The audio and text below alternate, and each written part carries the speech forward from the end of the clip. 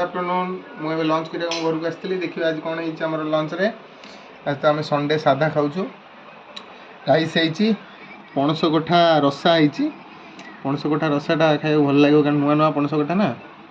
आउ आंबुल राई होती कलरा आलू भजा होती काकुड़ी पापड़ आ मोटे दही मु खाए मुझे दही टी रखी दहीटा टी खाए भात में भल लगे मत देखा खाई केमी लगुच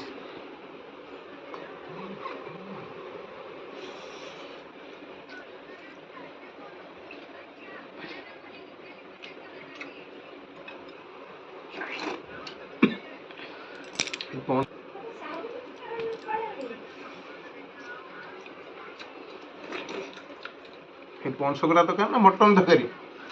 बढ़िया है नुआ पणस कटा ना बन पारे बढ़िया लगे बढ़िया लगे।